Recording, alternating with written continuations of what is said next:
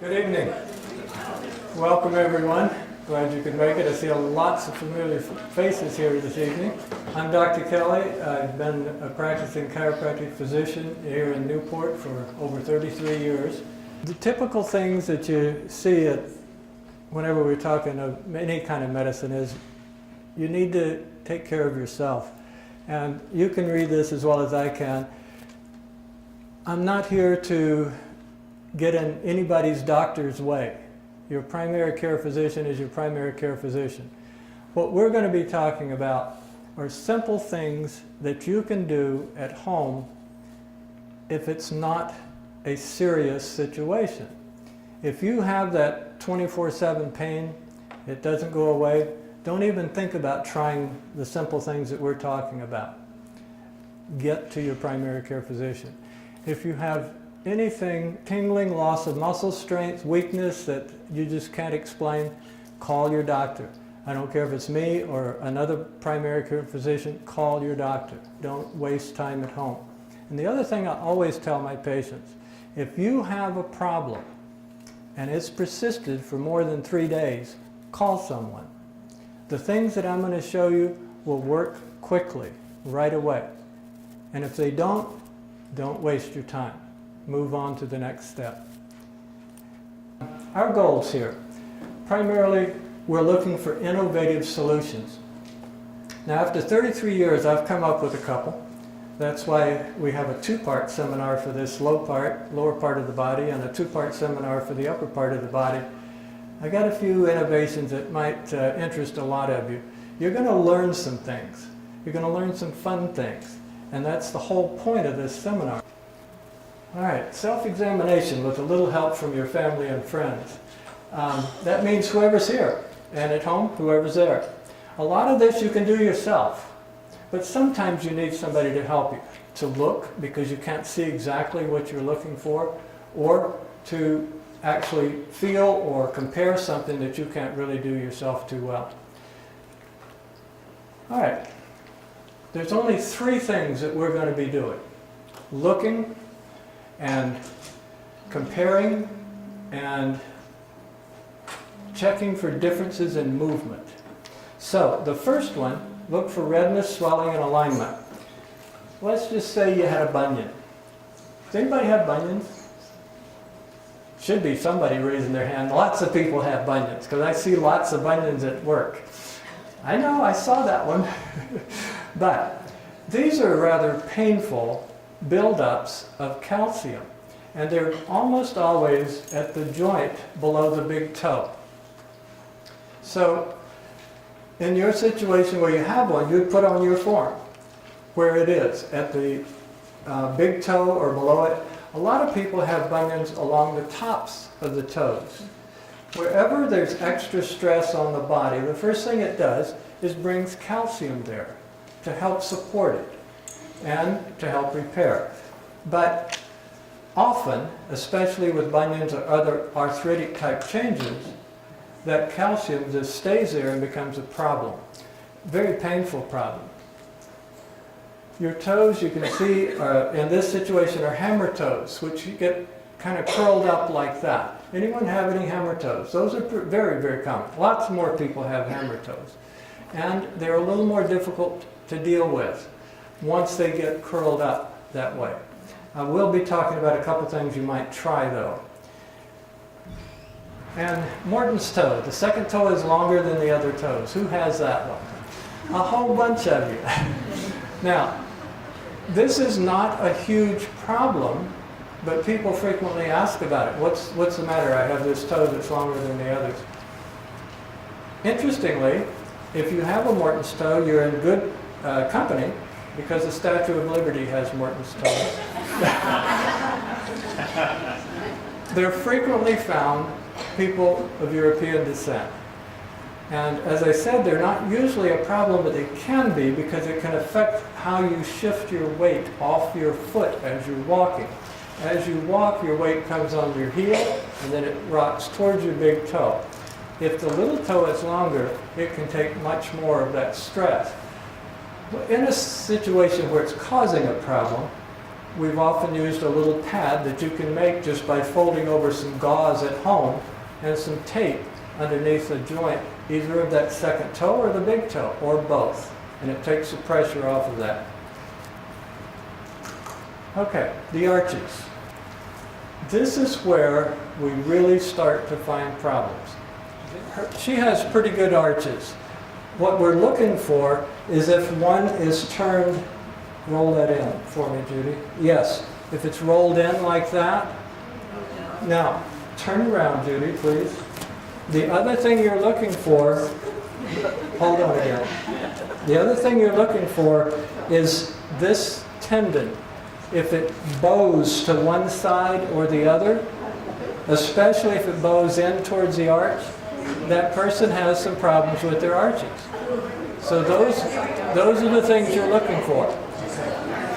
All right, the next arch, that's the longitudinal or long arch of the foot, and it's the one that's most often collapsed a little.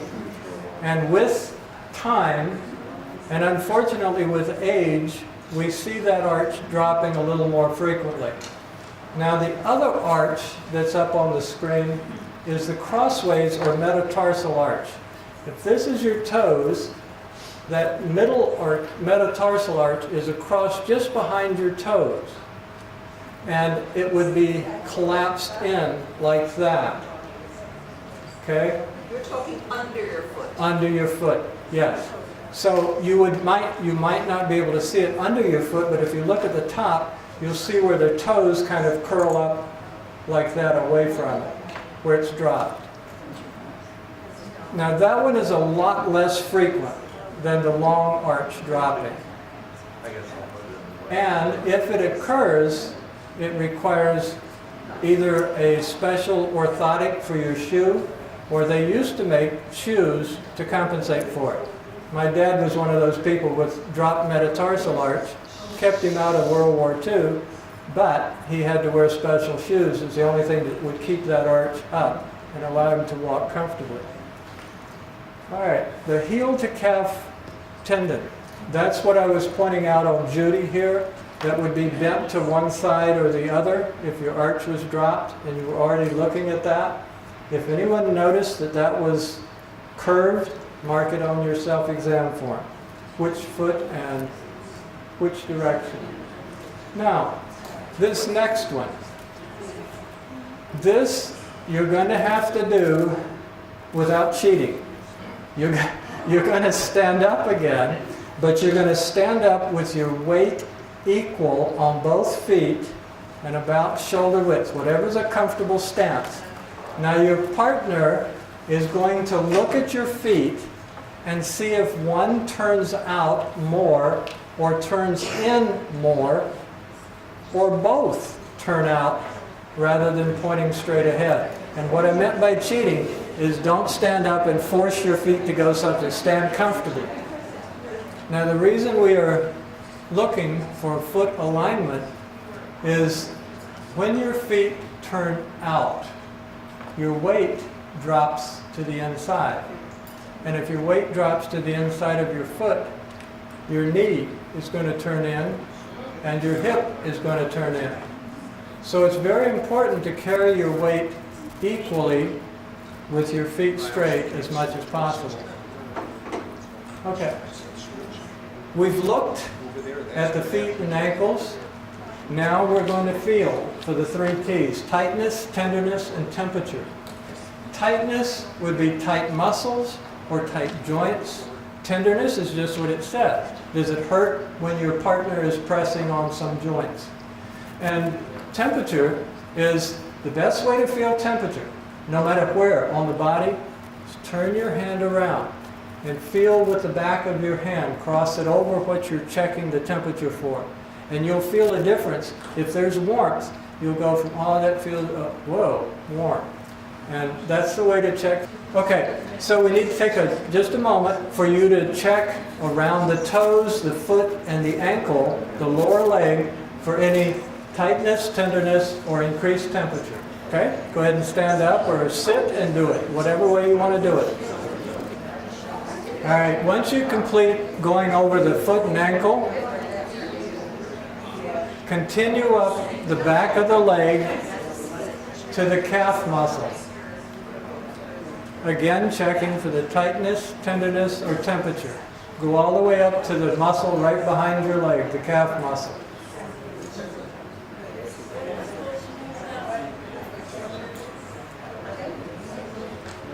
Once you've checked the muscles behind your lower leg, check the muscles on the front of your lower leg. All right, if you would, stop what you're doing for just a moment.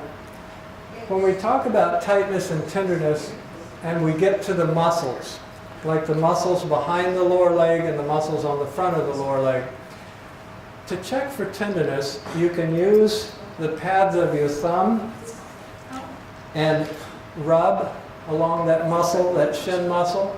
You can use the pads of your fingers behind the leg to rub up towards the knee.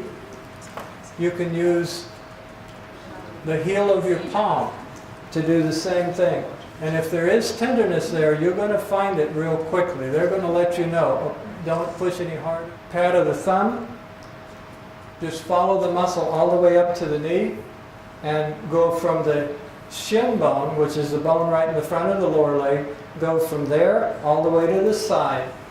And then behind the lower leg, use the pads of your fingers, and you can run along that calf muscle all the way up to the back of the knee.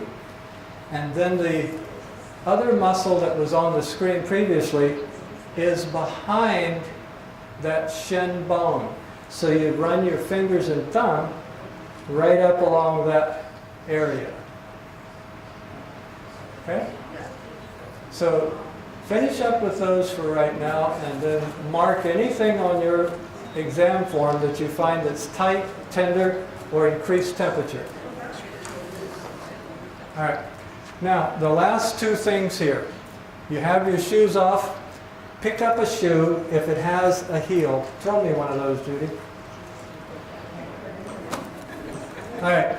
Pick up your shoe and hold it like that, right in your palm. Now, if your shoe doesn't have a heel, this won't work for you, but at least you'll know how to check a good shoe. What you want to do, holding that in your palm with your fingers on either side of the heel cup, which is in the back, push firmly against the back of your heel cup. Okay? Switch hands so you can, yeah. Okay? Now use your thumb to push with, because you want to push firmly. Now if that heel cup collapses in, that's the wrong shoe for you. You need a strong heel cup to hold your foot in the correct position. The second test here is hold your shoe like this in your palm, where the arch of the shoe is in the center of your palm. Reach inside the shoe towards the arch and push straight down. If that moves, it's too weak. It won't help you hold your arch up. In fact, it'll further your arch collapsing. So the best shoes you can have are a strong heel cup and a strong arch. The best shoes for that, good athletic shoes, good hiking shoes, and many others out there that are a little more dressy than these. All right, the next part of the self-exam and the last part. We said there were 3 parts. You look, you feel, and you compare. Now we're going to compare difficulties and differences in movements. You need to either sit or lie down with your legs straight. And your first movement you're going to be looking at is towards your head, where you're flexing your ankles and feet up towards your head. Now you're looking for, do they come equally, or does one come up further than the other? And then turning your feet out. So you bring them up, turn them out, and then you're going to turn them in.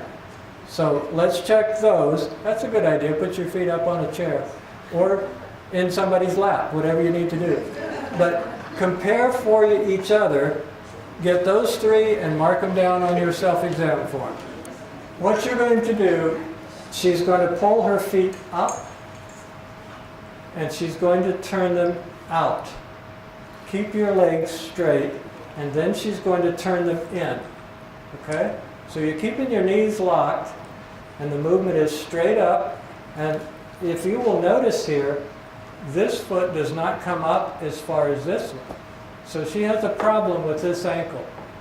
Okay? And then she's going to turn them out, and that's pretty equal. And then she's going to turn them in, and that's equal. So her ankle flexion is restricted. Now, again, this is important because wherever you find a problem with a joint, like her ankle, joint problems always affect the joints above and the joints below. So this ankle problem could affect her knee, or it could affect her toes and the rest of her foot in terms of proper movement. So she'll definitely mark this on her self-exam form. Okay? All right, the next one to check is going the opposite direction. Now you're going to take your feet and push them down away from your head, turn them out, and turn them in. So check that next movement and fill out your self-exam forms. The question was, what does it mean when you get a cramp in your toes? This is pretty common. I have a list of things that I go through with patients. The first thing, if you're getting cramps, and they're getting frequent, or they just happen at the weirdest time, the first thing to think of is increasing how much water you're drinking. Most of us do not drink enough water. Second, are you getting enough high mineral foods in your diet? What do the high mineral foods come in? Green leafy vegetables, sea vegetables. We could go on and on. But most important for muscle contraction is calcium.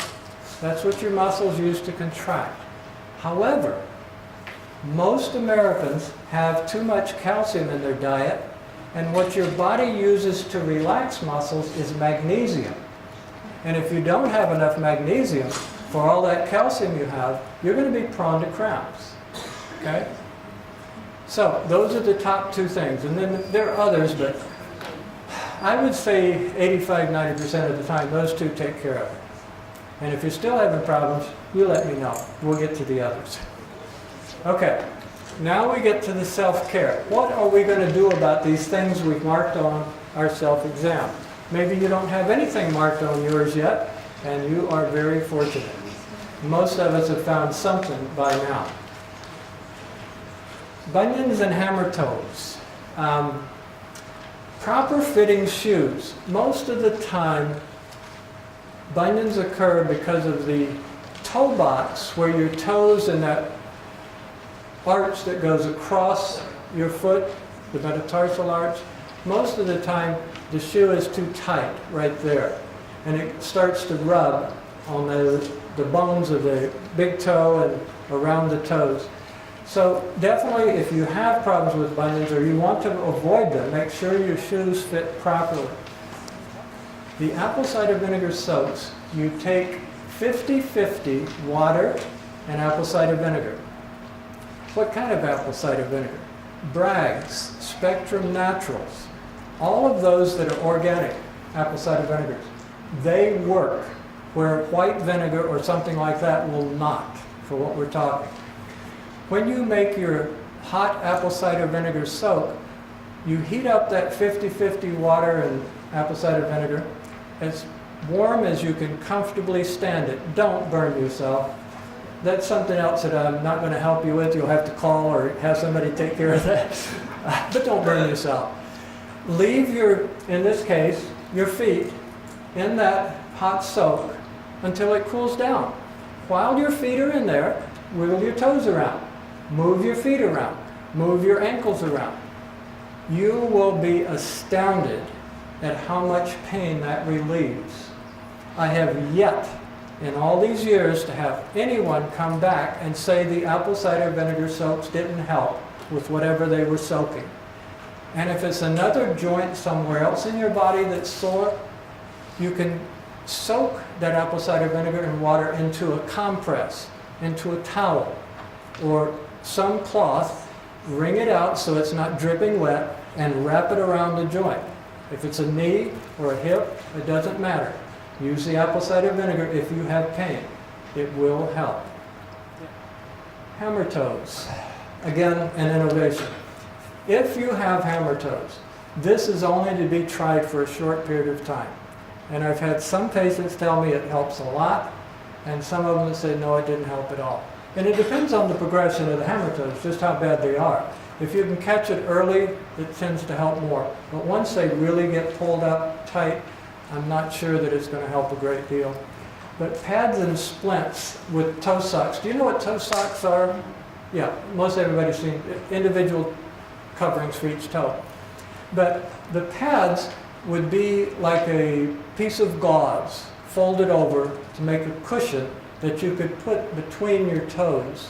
And the splint would be very simply, you can straighten the toes to some extent, and then you would tape around either side of the joints, not over the joint itself. But that would help hold it straighter. You can even use, as part of the splint, some popsicle sticks, whatever. Innovate for yourself on that. It's easy to come up with ways to do it. It's worth a try, but believe me, it's not 100%. Hammer toes may indeed require surgery. Morton's toes, proper fitting shoes. We already talked about Lady Liberty. May require a pad under the foot close to your big toe. All right, self-care for the ankles and lower legs. The first thing, flexibility and mobility. When we talk about rehabbing in my office, the first thing we're looking for is to get the joints moving better. If they're not moving better, if they're not flexible, if they're not mobile, when you go to strengthen it, you're going to be compensating. You can actually make the problem worse. Work on flexibility, mobility first. Now, for the long arch, that longitudinal arch that we looked at first, and Judy was standing up on the table, insoles. But what we're talking about with the insoles, it's something that you take the insole out of your shoe and you replace it with these Spinco insoles. Does anyone have any Spincos in it? But it's an insole. The Spinco insoles have plastic from the heel all the way to behind the toes, to that metatarsal arch. And that plastic helps hold your arch up so that it's easier for you to walk without discomfort or distortion to the knee. The custom-made orthotics. Does anyone have custom-made orthotics? Perfect. 2 different kinds of custom-made orthotics. Great. Oh, don't worry about it. This one, hard plastic, okay?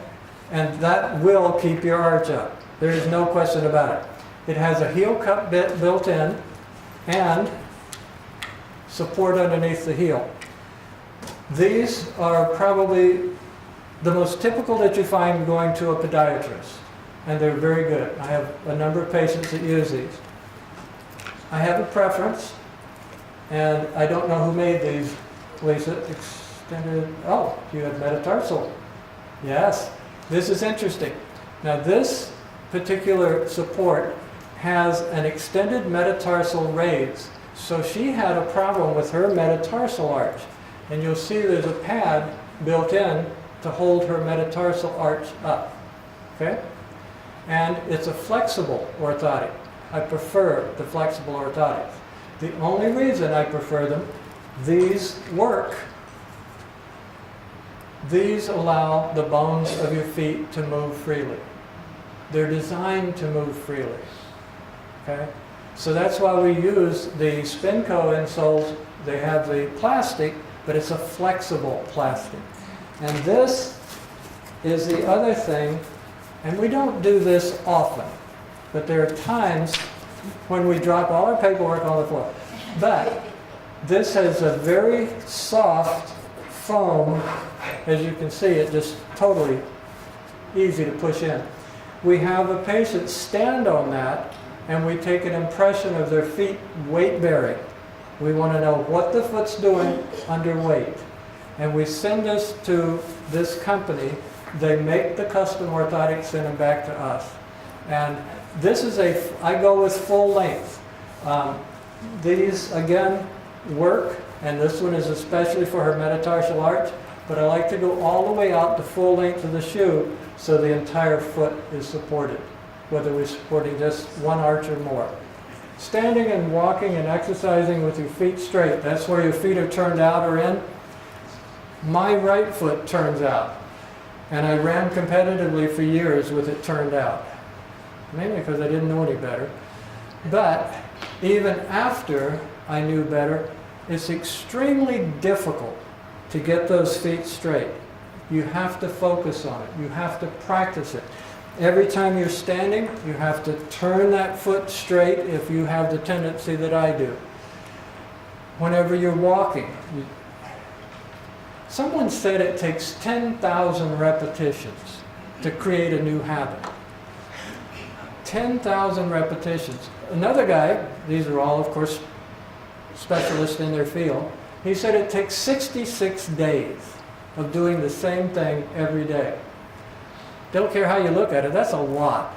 So if you have that foot turning out or in and you're trying to correct it, be patient with yourself. It's going to take a while. Mine's a lot better, but there are times when I'm tired and I'm walking and I'll notice it's drifting out to the side and I have to bring it back in. So that's one you just have to focus on and practice.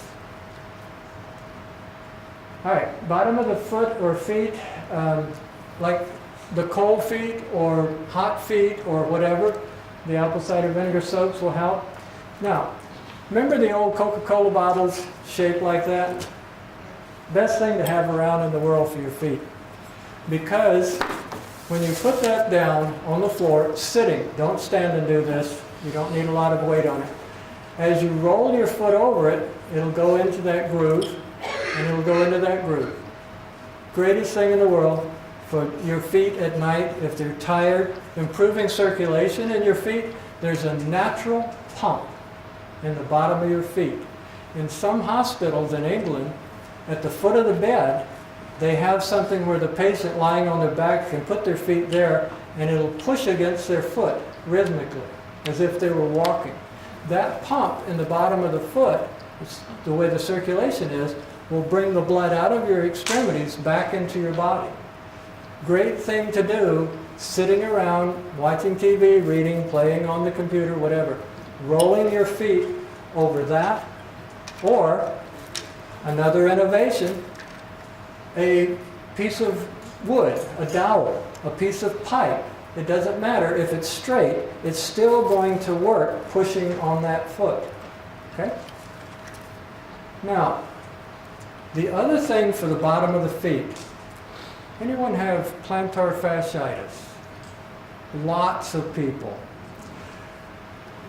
Definitely use like the Coke bottle or a dowel for rolling your feet for plantar fasciitis. But the other one is if you're sitting or lying down in bed, either one, if you pull your foot up towards your head like that, that will stretch the fascia, the connective tissue on the bottom of your foot. Now, if that's difficult or you start to cramp up, loop a belt around your foot or a towel or anything, it doesn't matter, and pull that foot to stretch that plantar fascia. There are all kinds of things on the internet that are like boots, and you put that boot on and it has a strap that goes from your toes down to your leg, and it holds your foot in that position while you sleep at night. I can't imagine. That would be rather uncomfortable, but it helps with plantar fasciitis. So doing your stretches yourself is very helpful. The apple cider vinegar soaps are very helpful. Passive versus active stretching. What we were just talking about and what you're talking about where you're pulling, that's passive stretching. Active stretching, if you were to do the same thing by pulling that ankle up, pulling that foot up, using the muscles in your leg to pull it, that's active stretching. I like active stretching. And the reason I like it, let's just use this example. if my tricep muscle, the muscle on the back of my arm here, if that was really tight, I could actively stretch it by contracting the bicep muscle, the muscle on the front of my arm. If I contract that muscle, this one relaxes naturally. Your body's designed that way. If my back is tight, I can contract the muscles on the front of my body and it will stretch and relax the muscles on the back of my body. It's the way the body's designed. Think about it. If it didn't let go back here, it would tear. If it didn't let go up here, it would tear. Okay? So, whatever you're going to stretch, tighten the muscle on the other side. So for you, here, you're going to stretch the muscles on the back of your lower leg as you contract that foot up. Now, this is a great one. This is a great one. I love to tell, and you're in a perfect place for this whenever the weather's not like this. You know, I thought on the way here, I came up with this whole concept in February. Well, it was doing this all the time then, and this is just payback, I guess, that I would have the same kind of weather now that I had back in February. But anyway, walking barefoot in soft sand or thick grass. You can find that at the beach or the thick grass. You can find that. Fortunately, we have plenty of that around places too.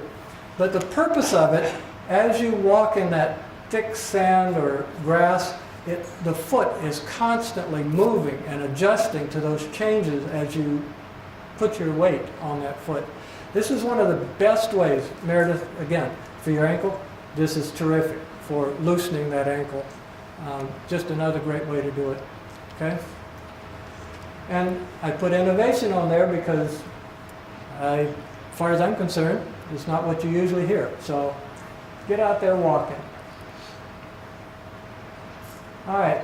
Again, for the bottom of the foot, the apple cider vinegar soaks, the Coke bottle, stretching, wrapping or taping. This is something that anybody can do. You don't have to have medical experience. You don't have to have training. Once I show you how to do it, it's going to be so simple, anybody can do it. Now, you could go and purchase those elastic wraps that you can get in the pharmacy or whatever. And those are great. They work real well. And no reason not to use it. This is vet wrap. It's pretty inexpensive, folks. But it's stretchy, and it'll give you some support, amazing support, and you can peel it off and roll it up and use it again several times. So definitely why I call this an innovation.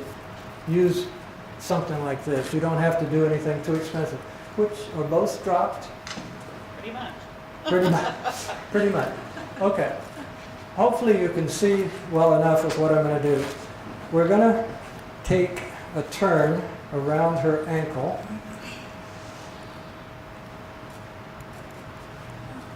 Now, you don't add a lot of tension. You'll see me pull it, but I'll let the tension go. I don't hold the tension. I'm just going to take a wrap to anchor the top part of this.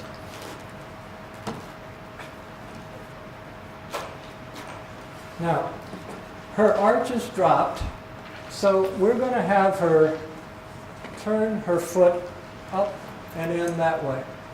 Okay? Everybody see what we're doing so far? Okay? Now, we come from the ankle and we go around that arch, and again, not too much stretch there, but here we're going to put the stretch on and hold it. What's that going to do? Hold that arch up better. Take it around the ankle. We're doing a figure 8. No tension here.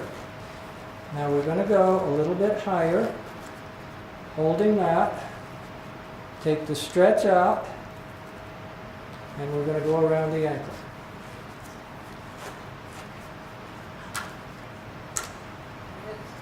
Now, go ahead and stand and walk on that a little bit. Can you do the other one? No, we're going to leave you lopsided. Any questions on that? It's such a simple thing to do. Yes, sir. Now, she sleep all night with that? Yes. Does that feel too tight, or? Yeah. It's quite comfortable. And it's such an easy thing for anyone to do. I want each and every one of you, anytime something hits you, an innovation, a thought, what's Doc talking about? I could do that differently. I want you to write it down. Now, the top of the foot, Morton's neuroma. Again, the ACV soap, that's apple cider vinegar soap. But with the Morton's neuroma, now we didn't have a picture of that because it usually occurs on the top of the foot below the toes, between one of the metatarsal bones, the long bones in your feet. And a Morton's neuroma is where the end of a nerve gets irritated, and for lack of a better description, it balls up and becomes hypersensitive. That means that it hurts, and it hurts a lot. Morton's neuroma may respond some to that apple cider vinegar soak, but there are many occasions when my patients have had to, they go in and they just clip off that balled up end of that nerve. And that does take care of the pain, but you lose sensation too. It's one of those that, like we started off, if something's hurting all the time, you have to do something about it. You can't put it off. And I mention it here because I do see patients with it, not infrequently. Often, they need to change their shoes. Often, they need insoles. Often, the soaks help, but not all the time. Okay, ankles and lower legs. We're talking about the Achilles tendon. That's the tendon that goes up from your heel to your calf muscle. The outer calf muscle, the inner calf muscle. Now, when we're talking about the outer and inner calf muscle, everybody can feel that calf muscle. It's right there. The inner calf muscle is underneath, as I mentioned earlier, underneath that gastrocnemius muscle, the calf muscle, and between that and the bone. That's the muscle that you use to toe off. And if you have pain stepping off, frequently that muscle is sore or tight. Stretching the ankle in all directions, and the soaks or compresses help. Hot Epsom salt soaks, they also help. Don't ever hesitate to throw a handful of Epsom salts in your bath. This is the stick. There are dozens and dozens of variations of this. It has rollers, individual rollers. Very effective. However, a rolling pin. Do you need to buy something like this? Does it work? You're darn tootin' it works. It's very, very good, and lots of professional athletes keep them in their gym bag if they have sore muscles. Now, the way to use this properly. Let's say that calf muscle is sore. Better? Okay. Take this and you start at the top third of that calf muscle and you pull towards your heart. Always pull towards your heart. Now, why do we start with the top third? To clear any congestion out of that tissue so that when we go to the next third, there's room to push that congestion out. So once we do the top thirds, we go down 2/3 of the way and pull towards the heart. And then we go all the way down and pull towards the heart. Same thing here. It's going to do the same thing, pulling towards the heart. 1/3, 2/3, all the way down. They both work. Now this one, I want to have everyone try this, but I'm going to show you first. I showed this to a group of massage therapists years ago, and one of them went to India on a sabbatical, and she came back several years later, and she came to my office, and the first thing she said to me was, "What you showed me helped so many people over in India that you wouldn't believe it." It worked on everyone. Now, it looks like a formula, and it looks confusing. And if I wrote out the words, it would be confusing. So we're going to keep it simple. GTO, and don't write this down, unless you're into trivia. And if you're into trivia, this is great stuff. GTO stands for Golgi tendon organ. NMS is a neuromuscular spindle. They're parts of the muscles that allow them to do what they do, contract and relax and stretch and contract. So, you notice that GTO has arrows pointing away from it, okay? And NMS, neuromuscular spindle, has arrows pointing in. The Golgi tendon organs, remember tendon is what connects muscle to bone. So you're going to where the muscle connects to the bone. In this case, the gastroc muscle, I'm going to go towards her heel and I'm going to go towards her knee.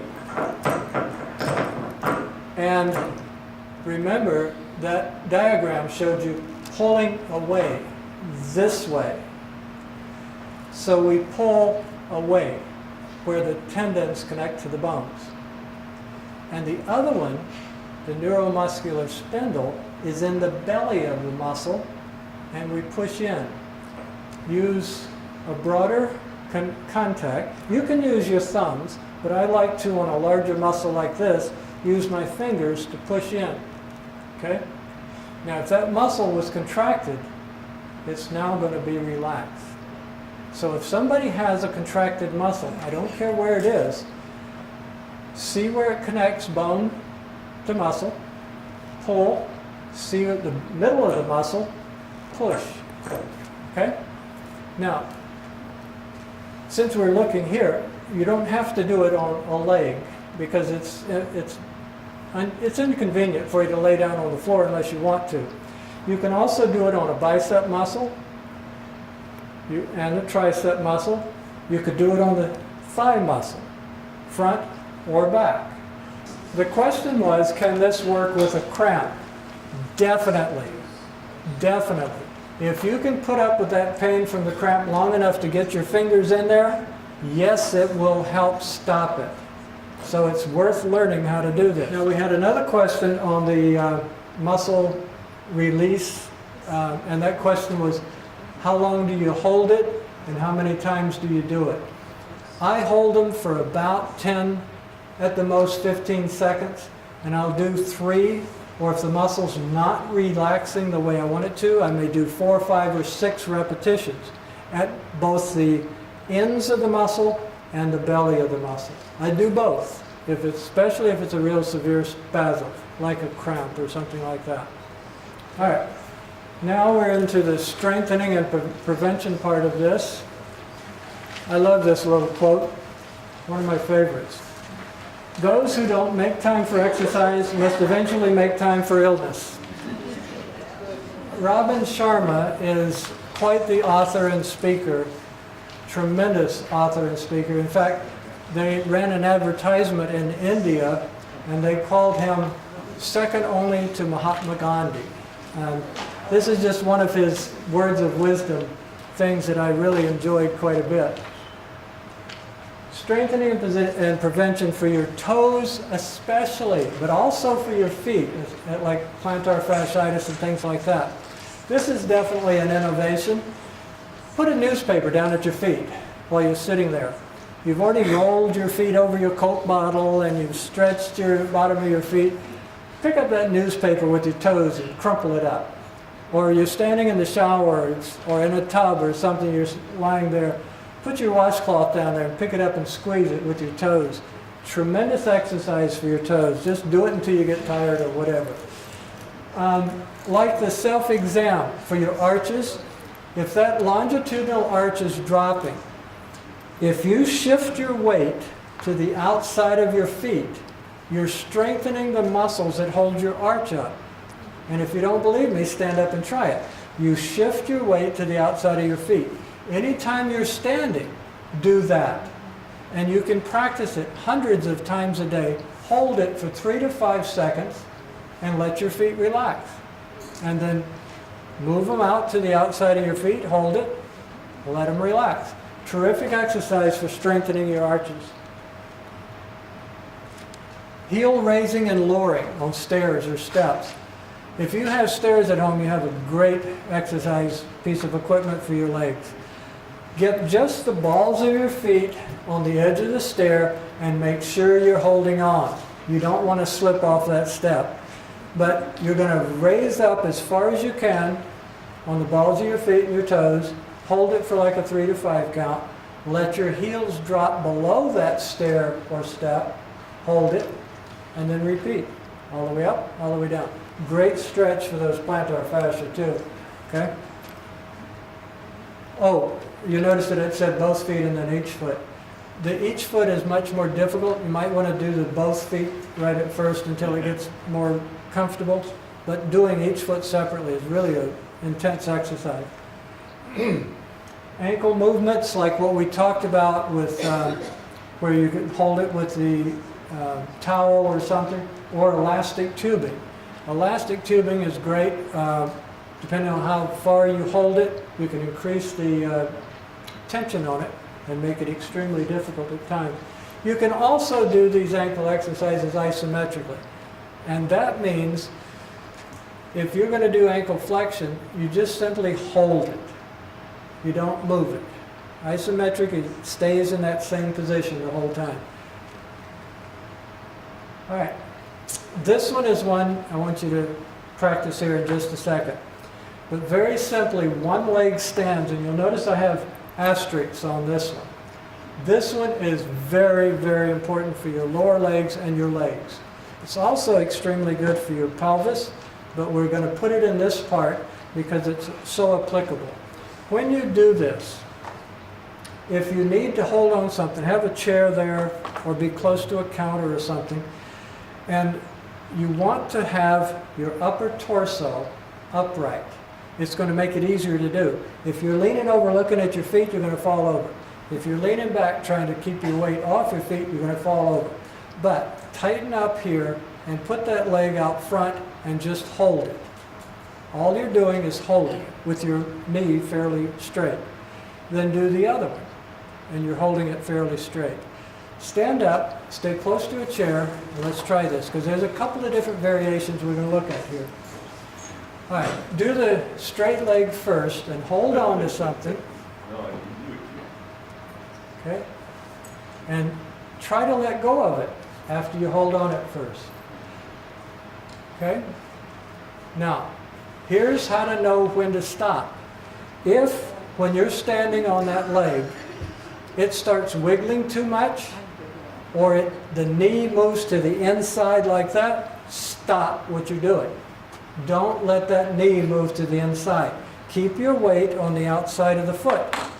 Now switch feet if you haven't already. This is the #1 exercise I do with my elderly patients to help them prevent falls, because that's where the weakness occurs, in these hip muscles and the leg muscles. Okay? Now you've done the straight leg, hold on again. Hold on to a chair or table or something. This time, you're going to bend your knee about a quarter squat. If it moves to the inside, stop. If it starts wiggling too much, stop. Okay? And try both legs. I suggest to my patients that they start with like 5 seconds of each position. With the straight leg, they would do 5 seconds on one leg, 5 seconds on the other leg. If they can do that, then they would start with 5 seconds quarter squat, right back to back, and then 5 seconds quarter squat. Now, this one is a lot more difficult. Hold on. Do not let yourself fall. We're going to go to a half squat. Hold your upper body up. It makes it easier. And if that knee moves to the inside, stop, or if you get any pain, stop. Okay? Now, good. Have a seat again. This is one of those exercises that has no end to it. When I worked with top-level amateur athletes and professional athletes, They would hold each position for 1 minute minimum. Straight leg 60 seconds, straight leg 60 seconds. Immediately go quarter squat 60 seconds, quarter squat 60 seconds. Immediately go half squat, half squat. Then we would go to an unstable surface. What does that mean? In the facility, we would have a mini trampoline. And they would have to stand in the center of that, and it's trying to throw them off and do the same thing. Or at home, you don't need to buy a mini trampoline. Take a big blanket and fold it a couple of times. You have an unstable surface. That is an innovation. Okay? So it gets even harder. Whenever you think you've accomplished all of that, then we have you do it with your eyes closed. That is difficult. And when those pro athletes could do it with their eyes closed, they were ready to go back to their sport. Eyes closed walking. Now, once you get it down walking that way with your weight more equal, try this. But again, find a nice hallway. You don't bump into the walls or the furniture or whatever. And you don't have to go lots of steps, but just trying to walk with your eyes closed cuts out your main balance and visual input to your brain. And now you have to depend on the fine motor control around the joints in your toes, in your feet, your ankles, your knees, and your hips. Once you close your eyes, you have to depend on those other things to give you the feedback to be able to accomplish it. And you want to walk forward, you want to walk backwards, you want to walk to the side, you want to walk crossing with your eyes closed, both front and back. All of those are excellent for developing the strengths you need for balance to prevent falls, no matter what your age. We talked about the deep sand and water walking. Again, forward, back, each side, crossing front and back. The taping and wrapping we talked about already, and you have a good idea how to do that for an ankle. If you tape, if somebody has a knee problem, and we're talking lower extremities here, you can use the same figure 8 taping that I did with her ankle, but leave the kneecap uncovered.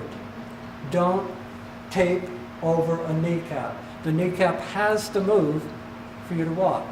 Okay? Make a note of that if you didn't already understand it. Okay. Foundation exercises. Dr. Eric Goodman, another chiropractor, not why I chose him. I chose him because this is one of the, again, it's an asterisk, it's one of the premier exercises for your lower extremities, your pelvis, and your low back. This will rebalance the muscles in your legs, in your pelvis, and your low back. So, we aren't able to bring this up on the big screen here tonight. But you'll notice that I put a link in your paperwork. If you type that link in to your search engine, it will take you to Dr. Goodman's free resources page. And on that page, on his website, as you scroll down, there will be video after video, free videos for you to look at. And if you look at 1, 4, and 7, no, 1, 2, and 7, I believe is what I put on the paper. If you look at those 3, he will explain to you exactly how to do that exercise. Number 4, the 4th video, is to start slower if 1, 2, and 7 is too much for you. 4 is a slower way to start. And if you scroll further down, you're going to see one of his videos that says TED, T-E-D, Talk, TEDx Talk. Watch that video. It's a wonderful video, short video, of him demonstrating with his assistant how to do that exercise properly.